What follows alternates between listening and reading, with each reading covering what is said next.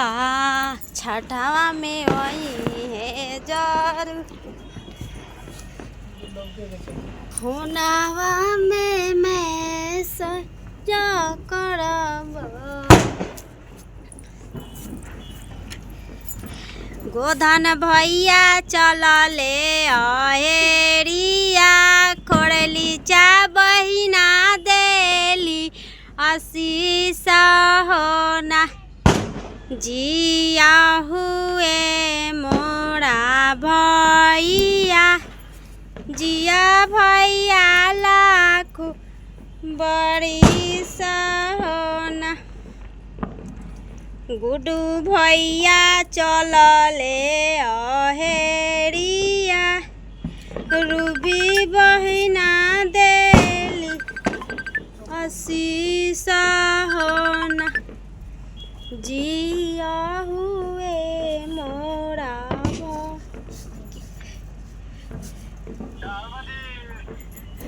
ठीक बा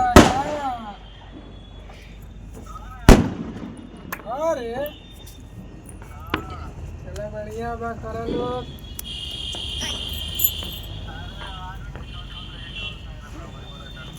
छठ होता नु चला बढ़िया बा सब बढ़िया बा काम बताइम यार स्टार्ट होई तो बताइम 1 तारीख के ठीक बा हम तो 28-30 तारीख के कंपनी जाए ठीक है बता तब कंपनी जाए तब नु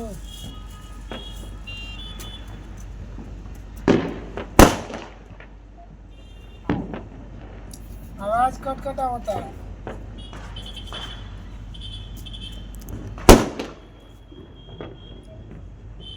तू उठा दे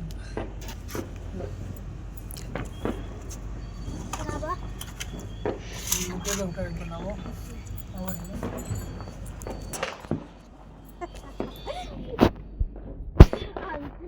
भैया चलले अहेरिया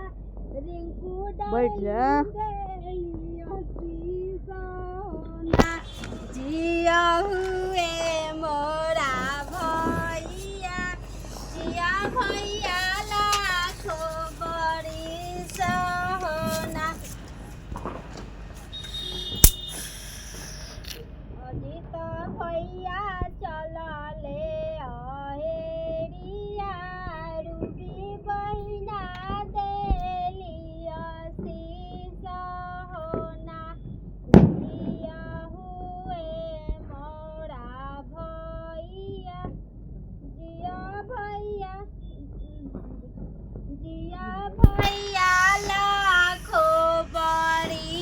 सोना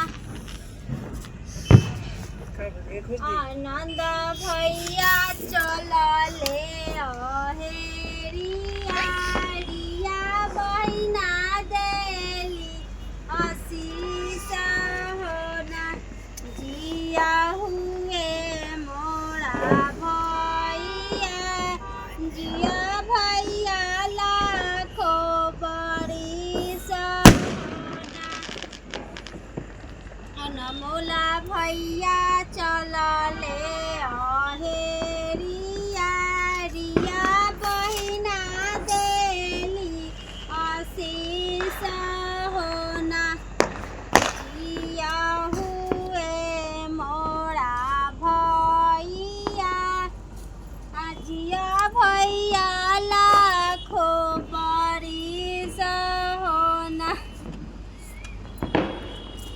आयुषा बबुआ चलले अहेरिया आराध्या बहिना देली आशीष होना जिया हुए मोरा भैया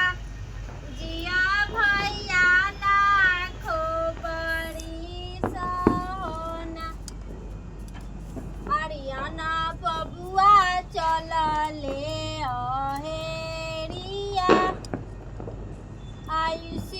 बहिना देलिया शीशा होना जिया हुए मोरा भैया जिया भैया लाखो बड़ी सहना भौजी के सिरे शोभे सिंदूरा ले जाओ हमें आंदोलिया तब अच्छा से गान अंगूठा बताओ मैं से रख दो जिया भैया लाखो बड़ी सोना गाई के मोमबत्ती गोबरे महादेवया आंगना लिपाई रे सखिया सजमतिया महादेव गईले आला साई रे सखिया गईले आला साई रे सखिया दुका के मारा पगौरा देई दीहा एली जगाई रे सखिया दीहा अली जगाई रे सखिया कहाँ से आवेले सादा शिवा जोड़ी में भाभूतालिया ले कहाँ से आवेली गौरा देई हाथ में कलशलिया ले कहाँ से आवेली गौरा देई हाथ में कलशलिया ले पूर्व से आवेले सदा शिवा झोरी में भभूतालिया ले पश्चिम से आवेली गौरा देई हाथ में कलशलिया ले कहाँ बैठई बसदा शिवा झोरी में भभूतालिया ले आंगना दुआरा बैठई बसदा शिवा झोरी में भभूतालिया ले आंगना बैठई बगौरा देई हाथ में कलशलिया ले